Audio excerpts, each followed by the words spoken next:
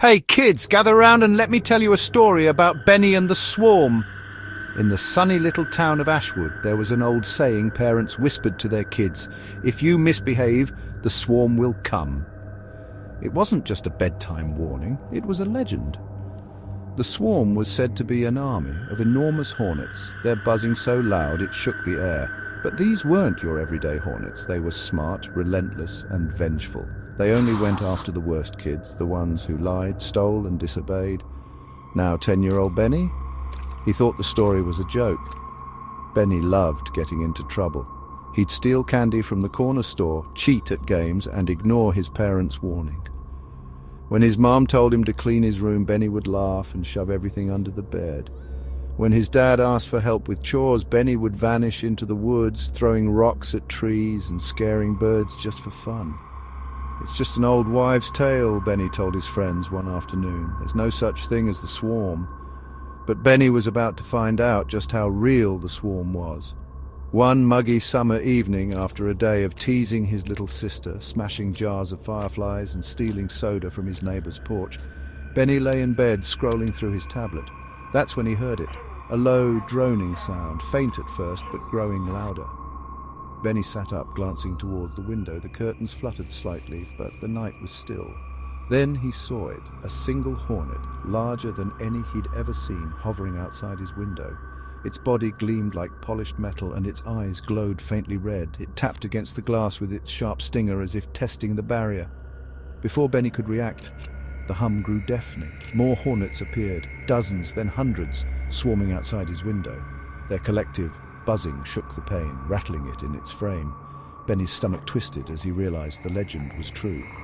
The hornets burst through the window, shattering the glass in an explosion of sound and motion. Benny screamed, scrambling off his bed as the swarm filled the room. They moved like a single entity, circling him in a tight formation. Their red eyes glowed in the dark, and their stingers glinted like blades. "You have been chosen?" a deep, resonant voice echoed, though none of the hornets spoke. The words seemed to come from the swarm itself. "What do you want?" Benny stammered, backing into the corner. The hornets didn't answer. Instead, they tightened their circle, their buzzing filling his ears. One of them darted forward, its stinger grazing his arm. Benny yelped, clutching the spot as a sharp, burning pain spread through his skin. "Your misdeeds have consequences," the swarm intoned. "You steal, you lie, you harm without thought. Tonight you will learn." The hornets surged forward, their stingers flashing. Benny tried to shield himself, but it was useless. The swarm stung him over and over, not on his body, but on his pride, his selfishness, his cruelty. Each sting brought a vivid, painful memory of his worst actions. He saw his little sister crying after he broke her toy. He felt the guilt of stealing candy while the shopkeeper turned his back. He heard his parents' voices, tired and frustrated, begging him to listen. "I'm sorry," Benny cried, falling to his knees. "I'll be better, I promise." The swarm paused, hovering just above him. Their glowing eyes narrowed, and the voice spoke again. "Words are meaningless without action. Will you prove your remorse?" "Yes," Benny sobbed. "I'll change, please, just let me go."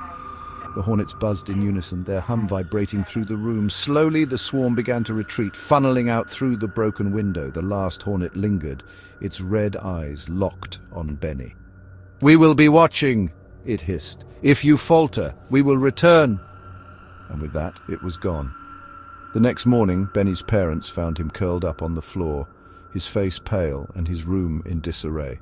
He didn't say much, but they noticed a change in him right away. He cleaned his room without being asked, apologized to his sister, and even helped his dad fix the broken fence. From that day forward, Benny lived in fear of the swarm. Whenever he felt the urge to misbehave, he remembered the buzzing, the glowing eyes, and the stinging truth of his actions.